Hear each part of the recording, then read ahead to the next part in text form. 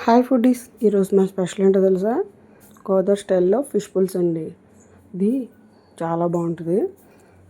అయితే ముందుగా మనం చేపల్ని బాగా కడుక్కొని వాటిలో ఉప్పు, కారం, కొంచెం పసుపు వేసి మొత్తం అన్నిటికి పట్టించండి బాగా. దానివల్ల ఏంటంటే మనం వీటిని పులుసులో వేసిన కారం, ఉప్పు కూడా ఆల్రెడీ వేసి ఉంటుంది కాబట్టి బాగా పడుతుంది అన్నమాట. వాటికి కారమైన, ఉప్పైనా అలా పట్టించిన తర్వాత కొంచెం పసుపు కూడా వేసి పట్టించేయండి. పక్కన పెట్టుకుని ఆ తర్వాత ఒక 4 పెద్ద ఉల్లిపాయలు తీసుకుని అందులో 1 టీ స్పూన్ జీలకర్ర, 2 చిన్న వెల్లుల్లిపాయ రబ్బలు, ఉప్పు, యాలకులు, లవంగాలు వేసి బాగా మిక్సీ పట్టండి. ఇందులో నేను ఒకటి స్కిప్ చేశాను, కమెంట్ చేయండి. అయితే బెండకాయలు, పచ్చిమిర్చిని చీల్చుకుని వేసుకుంటాం మేము పులుసులో.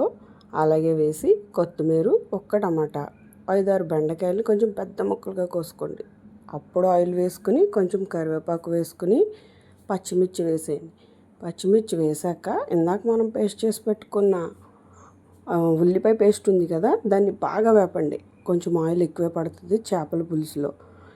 అది ఎలా వేగాలి అంటే పచ్చి వాసన పోయింది అని ఎలా తెలుస్తుందంటే నూనె పైకి వస్తుంది అనమాట. బాగా ఆ నూనె పైకి వచ్చితేనే మనకి బాగా వేగినట్టు లెక్క.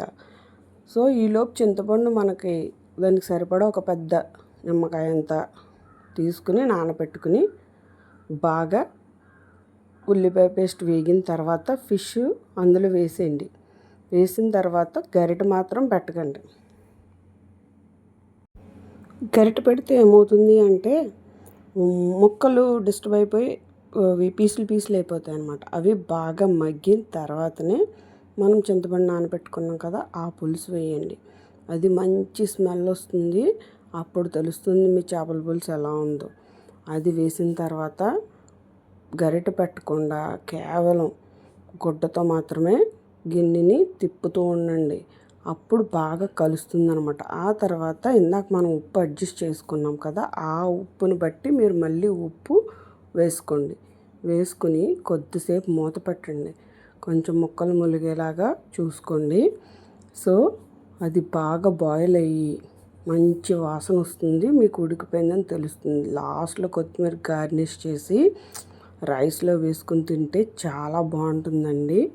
ఒక్కసారి మా స్టైల్లో చేయండి. ఇందులో నేను స్కిప్ చేసింది ఏంటి అంటే అల్లం అండి. మా ఇంట్లో అల్లం వేస్తే తినరు. మీకు ఇష్టమైతే ఒక 2 ఇంచెస్ అల్లం ముక్క వేసుకుని ఉల్లిపాయలు పేస్ట్ చేసేటప్పుడే చేసుకోండి.